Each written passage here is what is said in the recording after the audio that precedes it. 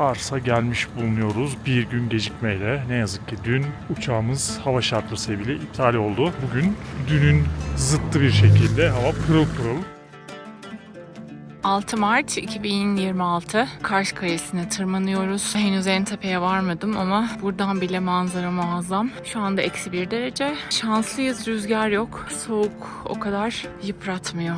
Manzara muazzam. Hakikaten nefes kesici. Oldukça puslu bir gün. Eminim açık bir havada bu manzara çok daha büyüleyicidir. Uçsuz bucaksız, göz alabildiğine.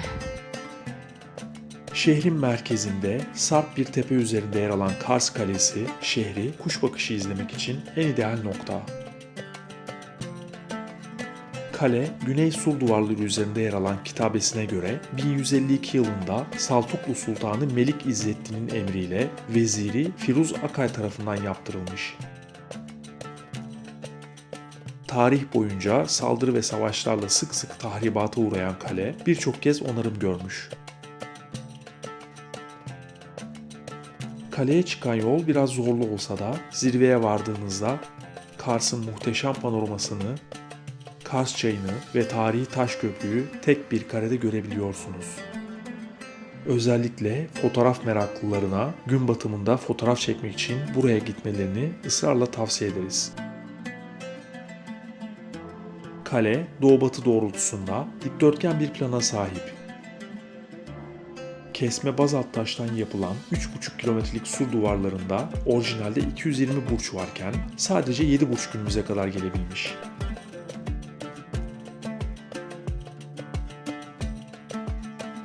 Uçuruma açılan ana kapı, Kağızman, Behrampaşa ve Çeribaşı şeklinde adlandırılan 4 ana giriş var. İçeride mescit, türbe, koğuş, kışla, cephanelik ve sarnıç gibi yapılar görülebilir. Şuradaki yapı Vilayetler Evi. Burası Ulu Cami. 1919-1920'de ne yazık ki Ermenilerin içinde insanlarla yaktığı cami sonradan restore edilmiş.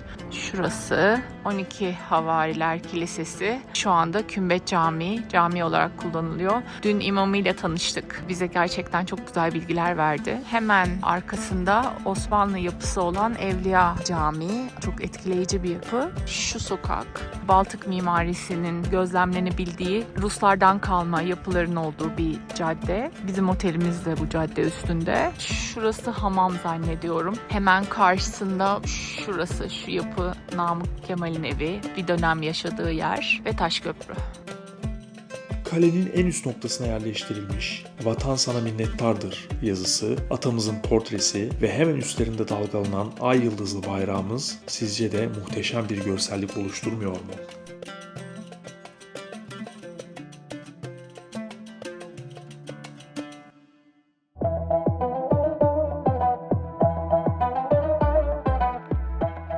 Kars Kalesi'nin eteğinde Kars Çayı üzerinde yer alan tarihi taş köprü, Osmanlı döneminden kalma en önemli eserlerden birisi.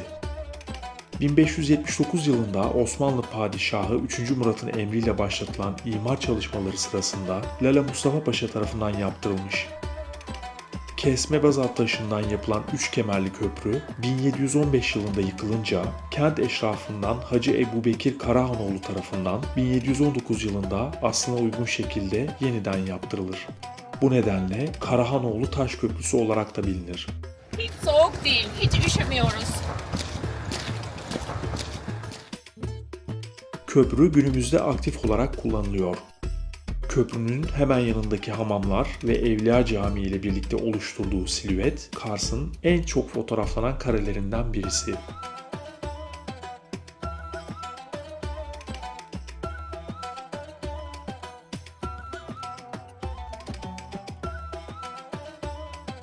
Fethiye Camii, Kars şehir merkezinde Cumhuriyet Caddesi üzerinde yer alır. Baltık mimarisinin özelliklerini taşıyan yapı, şehrin en görkemli yapılarından birisi.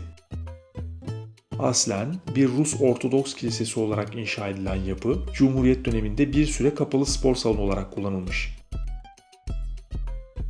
1985 yılında 2 minare eklenerek camiye dönüştürülmüş. Kilise olarak kullanıldığı dönemde Alexander Nevski Kilisesi veya Kazak Kilisesi olarak biliniyordu. Geniş avlusu ve soğan kubbeli mimarisi dikkat çekicidir.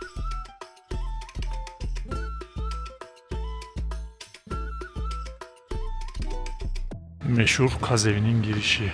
Kurucusu Nuran Özyılmaz. Kars'ın Kars olmasında çok ciddi bir etkisi var. Kendisiyle inşallah tanışma şansımız olur. Bu akşam burada yemek yiyeceğiz. Neşe şu anda içeride bilgi alıyor. Menü bu şekilde. Güncel menüye bu QR kodu okutarak da ulaşabilirsiniz. Yörenin evelik başı çorbasıyla açıyoruz. Böyle bol tahıllı, mercimek, yarma, evelik otu buradaki dağlardan topluyorlar. Oldukça lezzetli, gayet güzel.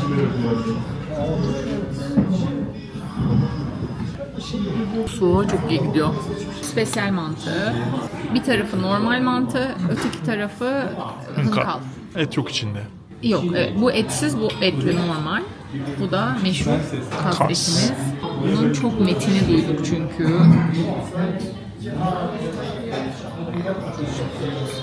Çok teşekkürler. Reyhan şerbetlerimiz de geldi. Güzel mi? Çok güzel. Gerçekten çok güzel. Buna bakacağım bir de. Hınkalı merak ediyorum. Hamur çok lezzetli. Hamur çok lezzetli. Normal mantı. Klasik mantı. Yiyorum. Buraya mantı yemek için gelmem. Ama hınkal yemeğe gelir misin? Hınkal. Çok değişik. Şerbetin de tadına bak bari. Çok güzel. Tarçınlı. Tavsiye ediyorsun yani. Evet. Kazı tavsiye ediyorsun, hınkalı tavsiye ediyorsun, şerbet tavsiye ediyorsun. Çorba güzeldi. Turşu çok başarılı. Turşu ikram muhtemelen. Pilav nasıl? Güzel. Baktın mı pilav tadına? Evet. İkisini birlikte aldım. Buyurun Pilav. bir de siz bakınız bakalım Burak Bey. Hem çekim hem bakım olmuyor. Gerçekten lezzetmiş. Çok lezzetli. Hınkala bak bakayım. Çok enteresan değil mi? Yoğurdu bence bir enteresan. Sadece hamur ve karamelize soğanla bu kadar mı lezzetli olabilir? Bak bakalım mantıya da ne düşüneceksin. Değil mi? Hınkaldan sonra evet standart. Ama kaz gerçekten başarılı. Pushkin kafeye girdik kahve molası vermek için.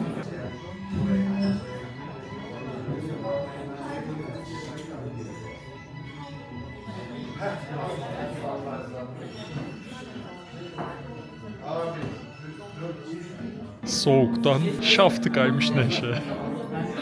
Kaz evinden çıkıp 100 metre yürüyüp ilk gördüğü Ama lütfen sen çekim yapmak için meydana gittin, orada çok vakit kaybettin. çok vakit kaç dakika toplam 5 dakika. Kaz evinden çıktık. Kaleyi çekeceğim gece diye 5 dakika geçirdik meydanda. Neşe dondu. Neşe sobaya temas halinde.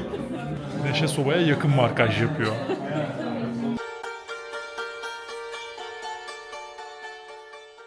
Engin bir hoşgörüye sahip insanıyla, lezzetli yemekleriyle,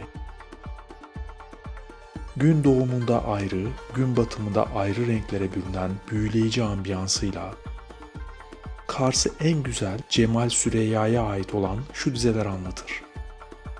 Beyaz, uykusuz ve uzakta.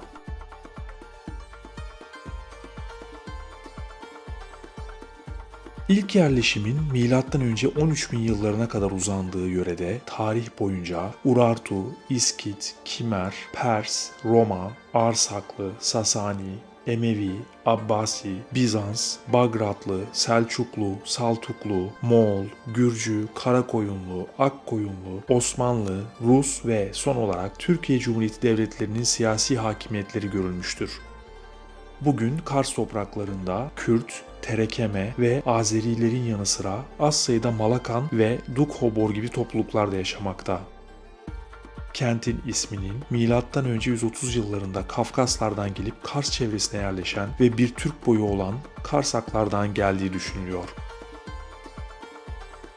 Kars, 1064 yılında Selçuklu Türkleri tarafından fethedilerek Türk Şeddatlı Beyliği'nin emrine verilir. 1200 yılında Gürcü Atabeylerin eline geçen bölge 1239'da Moğollar tarafından tahrip edilir. Moğollar Anadolu'dan çekilince önce 1406'da Karakoyunluların, daha sonra 1467'de Akkoyunluların eline geçer. 1535 yılından itibaren de Osmanlı İmparatorluğu'nun topraklarına katılır. 93 Osmanlı-Rus Harbi'ne kadar önce İranlılara, sonra Ruslara karşı en büyük askeri üs olur. 93 Harbi'nden sonra 1878-1918 yılları arasında 40 yıl süreyle Rus işgalinde kalır.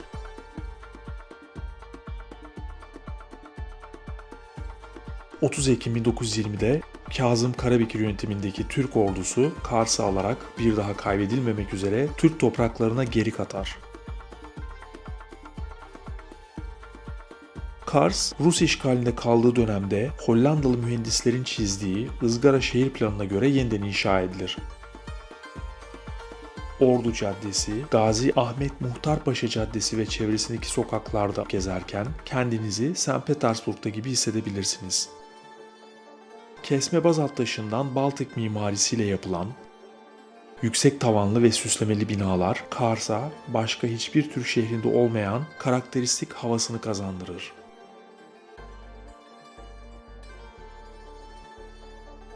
Ruslar stratejik ve askeri önemi sebebiyle Kars'ta bir Rus yerleşimi oluşturmak ister ve bu amaçla Malakanları buraya yerleştirir.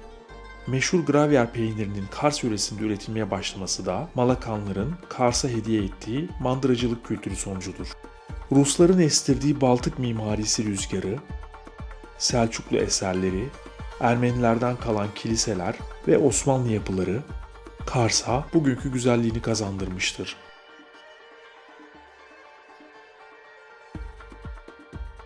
Zamanında Ruslar tarafından opera, okul, askeriye gibi amaçlarla inşa edilen binalar ve Ermenilerle Rumlar tarafından yaptırılan sivil mimari örnekleri, Cumhuriyet sonrası bir kısım değişikliklerle tekrar işlevselleştirilmiştir. Polis evi buna verilebilecek en güzel örneklerden birisi. Kars gezisi gözlerimiz ve ruhumuz gibi damaklarımızda da unutulmaz bir tat bırakıyor.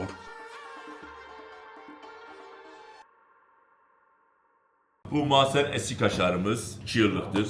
Burada Malakanlar kaldığı için Malakanın asıl ismi göbektir. Kaşarın orta kısmından çıkar. Bu kekiklisi, Malakanın kekiklisi, çörek otusu, fesleğenlisi. Şu manda tulumumuz. Manda aynen manda, %100 manda. Bu hissi Çerkez peyniri, Çerkezler kaldığı için burada. Bu da gravyerimizin, Kars'ın meşhur gravyeri. 28 kilo sütten bir kilo gravyer. Dünyanın en yanlış şeyi sevmiyorsun hocam, gravyer. Bunun 2 tanesinden bir bardak süt içmiş oluyorsun, ona eşdeğer. O kadar kalsiyumlu.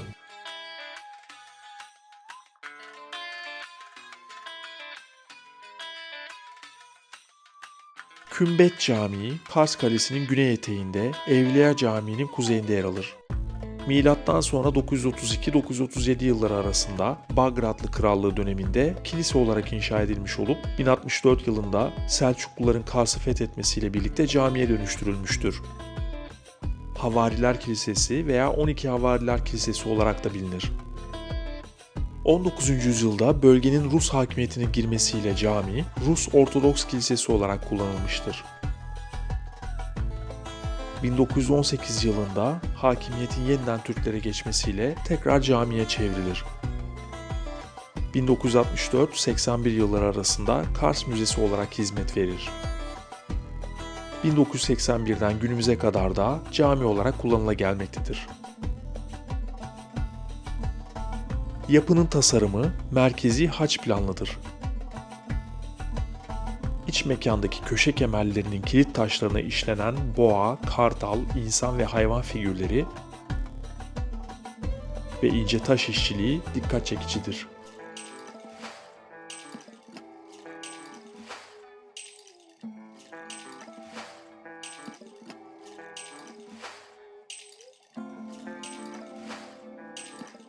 Kubbe kasnağında Hazreti İsa'nın havarilerini temsilen işlenmiş 12 figür bulunur.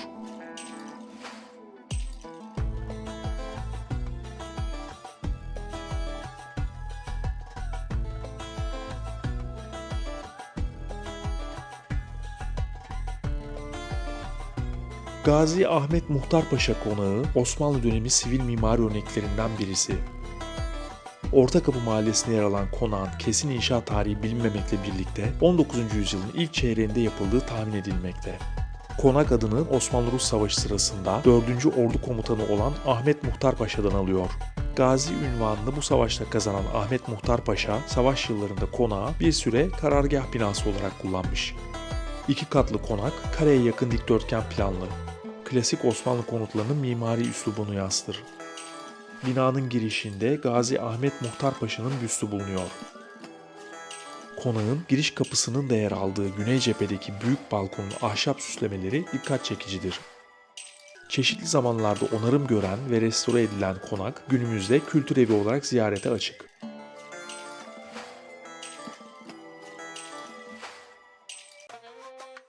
Her yaşta çocuk olmak diye buna diyorlar işte. Aynen 10 numara. Aha! Lastik patladı. Kızımı çok özledim. Çok güzelsin. Keşke sana verecek bir şeylerim olsa. Dünyanın 18. peynir rotası olarak tescillenen ve Türkiye'nin ilk peynir rotası Kars Peynir Rotası üzerindeki lezzet duraklarından biri olan 2022 yılında ziyarete açılan Kars Peynir Müzesi, Türkiye'nin ilk tematik peynir müzesi. Müze, 1734 yılında inşa edilen tarihi Süvari Tabya Müzesi'nde hizmet veriyor. Tabya binası peynir müzesine çevrilmiş. Son derece orijinal bir bina. Giriş kapısı, aynadan yansıyan ben. Dünyadaki peynir tarihi. Mezopotamya'da MÖ 7000-10.000 yıllara ait yazıtlardaki resimlerde peynirin o zamanlarda üretildiğini gösteren figürlerin bulunması. Yani peynir tarihimiz oldukça ilerilere gidiyor. Girişte müzenin yapılmış olduğu tabyanın bir modeli var.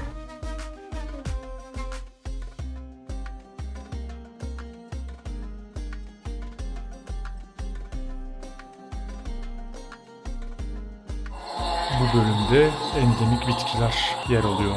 Göle soğanı, algül, yayla çanı, kurt mürgünü, hırıgürü, sert yonca, kaya dolması, sarı yemlik, hoşkoz, sender, kaplanboğan, gül meryemi. Bu bölümde bölgede süt elde edilen ineklerin sınıflandırılması ve tanıtılması amacıyla düzenlenmiş. Burada simental ineğini görüyoruz. Bu Doğu Anadolu kırmızısı. Bu bir zabot cinsi inek. Yaklaşık 5000 metrekarelik bir etkinlik alanına sahip olan Kars Peynir Müzesi'nde başta gravyer peyniri olmak üzere Kars'ta üretilen karın kaymağı, çeçil peyniri, Kars yağlı tulumu, kaşar loru, Türkmen saçak peyniri, kaşar örgüsü, deve dili ve coğrafi işaretli Kars kaşarının imalat serüvenleri sergileniyor. Müzede ayrıca atölye, peynir satış reyonu ve kafeterya yer alıyor. Müze gezisi sonrası alışveriş. Burada bütün ürünleri bulabiliyorsunuz. Fiyatlar sanki şehre göre birazcık daha pahalı. Kars'ın meşhur gravyer modeli. Süt güğümlerinden yapılmış son derece güzel bir aydınlatma. Çorba içmeye, özellikle tırnak çorbası içmeye mutlaka gelmenizi tavsiye ederiz. Belki kelle paçaya çok mesafeliyimdir. Evet. Hele bu tırnak adındaki çorbaya daha da bir mesafeliydim. Evet. Ama çok merak ettiğim için denemek istedim ve bayıldım. Vücuda en faydalı çorba tırnak çorbasıdır. Kolajen Lezzetliydi. ayaklarda, belde, boynuklarda su kaybı olan yerleri hepsini doldurur. Kırık çıkık bir haftada iyileştirir. Vallahi Böyle bir Allah'ın nimeti. mutlu diyorsun. 50 yılda İstanbul'da çalışmışsınız Yani galiba. Beyoğlu'nda kaldık Şapazarı'nda. Çok severiz. Nevza'da sokak. Bilmez miyiz? Gençliğimiz oralarda geçti. Benim de iyi. Bir 30 yıl var ama bizim de gençliğimiz oralarda geçti. Ben 14 yaşında okula kaçtım. Bir Rum kadını bana sahip oldu. Buyurun oturun. Dedi ki, Ustam senin adın neydi? İsmim Emre. Emre. Emre. Emre eniştesiyim, ortağıyım. Peki Kamil Usta'nın ortağı. Emre Usta dedi ki 12 saat kaynıyor bu dedi. Ayak paça. Limon sıkınca daha lezzetli. Limon sıkınca gerçekten çok Siz de lezzetli. içtiniz zaten. Evet. Ben ayak paçaya çok mesafeli olan biri olarak ki Burak içmeyeceğini söyleyip benim çorbamın yarısını birazdan tabağa yalayacak. Ustamız şöyle. Naim Usta. Naim Usta ellerine sağlık. Valla çok mesafeliydim. Bayıldım. Bayıldım. Hayvanın sinir kısmıymış ayağındaki. Acayip lezzetli. Afiyet olsun. Kolajen deposu. Sabah saat 7'de atılmış. Amanın. Sabah 9'da çıkacak, hazır olacak. İçinde patates mi var? Yok, Yok, güzel soğan paça bu. var. Şurada soğanları görüyorum. Soğanlar ona lezzet Lezzet versin verir dermiş için vallahi, limon müthiş. bile atmıştık. Ustam ellerine sağlık, müthişti. Olsun, yine bekleriz. Sağ olasın. De şu, Kadir İnanır'la birlikte fotoğrafı şu var. Arpaçay'daki dükkanında ilk Arpaçay'da. dükkanı. Aynen. Kazım Usta 50 yıl kadar İstanbul'da yaşamış. Aslında kelle paça yapmayı İstanbul'da öğrenmiş. Sonra memleketine dönmüş. Buradakilere de kelle paça yapmayı öğretmiş. Kelle paça da burada. Şöyle. Ama sonra suyuna koyuyorsunuz. Tabii, suyunu. Suyu da burada. Bunu da mı İstanbul'da öğrenmiş? Bütün çorbaları, ustalarını Bütün. falan. Aslında bu Kars'a özgü bir çorba değil yani. Tabii. Kars'a özgü bir çorba değil. Biz buraya özgü zannediyorduk. Yok yok. Var ya, beceremiyor. Yani Kazım Usta gibi yapan yoktur. Önceden büyük tırnakla koyuyordular. Kazım Usta müşterinin eli batıyor, örnek veriyorum, elini sonra kirleniyor ya öyle. Olmasın diye böyle sinirli bu şekil yaptı. Bu Kazım Usta'nın keşfi yani aslında. Tabii. Valla çok beğendik. Kazım Usta'nın ellerinden öperiz. Afiyet, afiyet.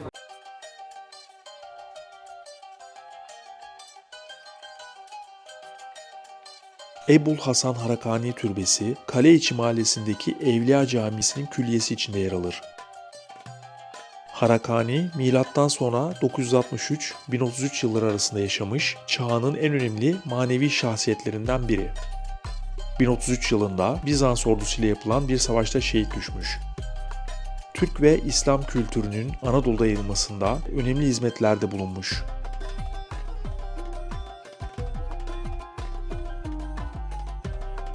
...1064 yılında Sultan Alparslan'ın Kars'ı fethetmesinden sonra adına bir türbe yaptırılır. Siyasi mücadeleler ve savaşlar sebebiyle zamanla unutulan bu kabir, 1579 yılında Sultan 3. Murat döneminde Kars'ta başlatılan imar çalışmaları sırasında bulunur ve kabrin bulunduğu yere Ebul Hasan Harakani'nin adına Evliya Camii inşa edilerek Harakani'nin naaşı cami bahçesine yaptırılan türbeye defnedilir.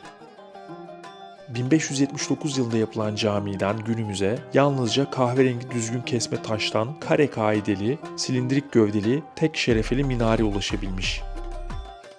Tamamen yıkılan caminin yerine ise yeni bir cami inşa edilmiştir. Cuma Hamamı Taşköprü'nün güneybatısında. 1863 yılında yaptırıldığı bilinen hamam, cuma günleri kadınlara hizmet verdiği için Cuma Hamamı adıyla da bilinir. Çok büyük ve modern bir hamam olduğu için asri hamam olarak da anılır. İlbeyoğlu Hamamı, Kars Çayı'nın ve Taşköprü'nün diğer yakasında, Cuma Hamamı'nın hemen karşısında yer alır. Kitabesi olmayan yapının 1774 yılında inşa edildiği bilinmektedir. Batı girişinde yer alan ve sonradan eklenen büyük balkonu sebebiyle halk arasında balkonlu hamam olarak da bilinir. Muradiye Hamamı ve İplikçioğlu Hamamı isimleriyle de anılan yapı günümüzde kafe olarak kullanılıyor.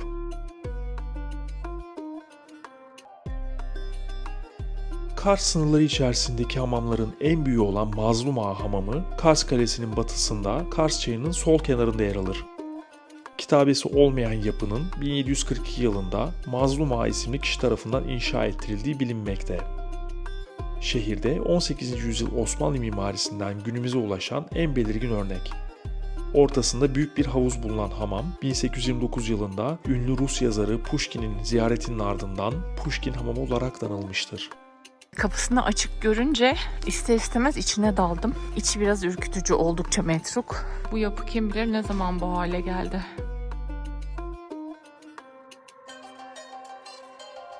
Cuma Hamamı, İlbeyoğlu Hamamı ve Mazlum Ağa Hamamı doğu-batı doğrultusunda uzanan soğukluk, ılıklık, sıcaklık ve külhan bölümleriyle klasik tip Osmanlı hamamlarıdır. Yapıların duvar düzlemlerinde kesme taş malzeme, kubbe yapımında tuğla kullanılmıştır. Kars'taki son akşamımızda Hanımeli Kars mutfağına geldik. Burada yemek yiyip Kazak dansı seyredeceğiz. Ve içeriden hanım çıkıyor. Hanımeli'den çıkan hanım. Aç kapıyı, ne kapatıyorsun?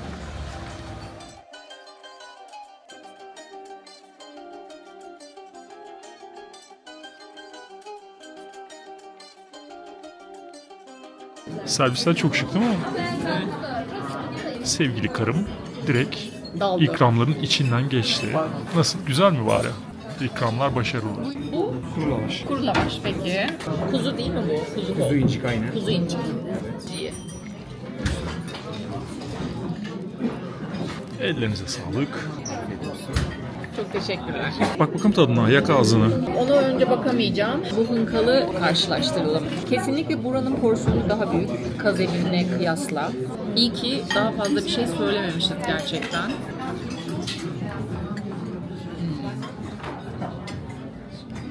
Yağ gibi. Afiyet olsun. Bir de bunda baharatlar var. Aha. Çok lezzetli. Çok güzel kokuyor.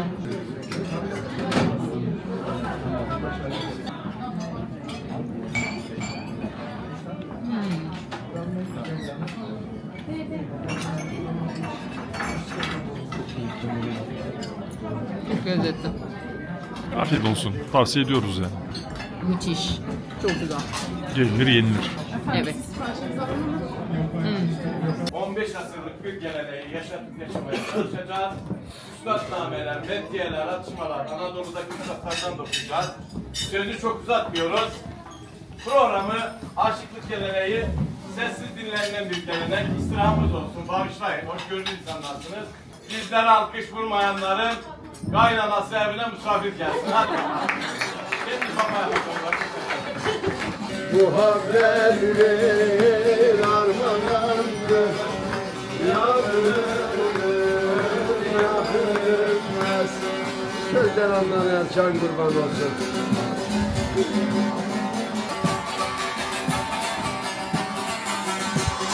Türk müsünüz? Evet, tabii ki de. Eşiniz?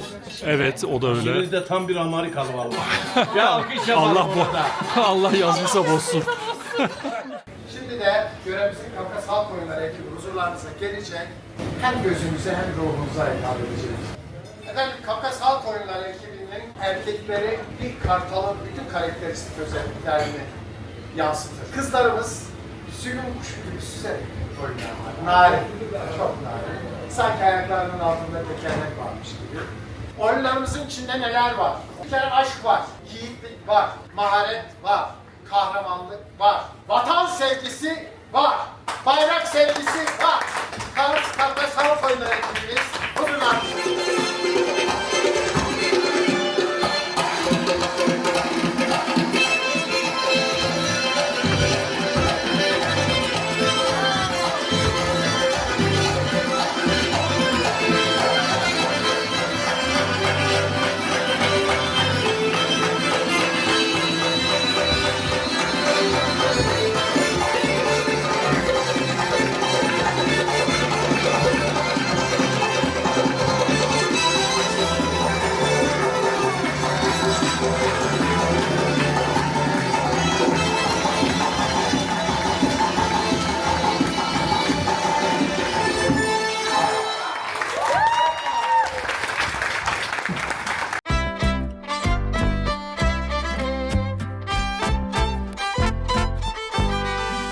Kars'tan Erzurum'a doğru gideceğimiz tren saat 8'de kalkacak ve Allahyaklar Dağları'ndan geçerek Erzurum'a müthiş yolculuğu yapmaya hazırız.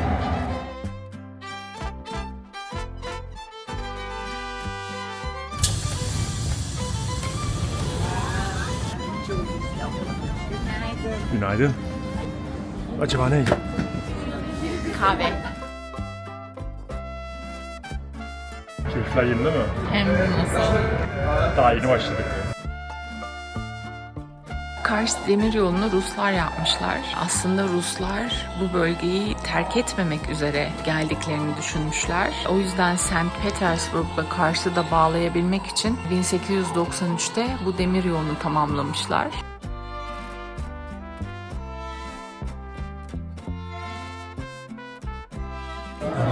durduğumuz istasyonlar. Ne kadar güzel bir istasyon. Ama metro. Farkındaysan istasyonların çevresi ağaçlı. İstasyon varsa ağaç var. Burada yerleşim var muhtemelen de ondan. Zaten cetvel gibi ağaçlandırılmış farkındaysan.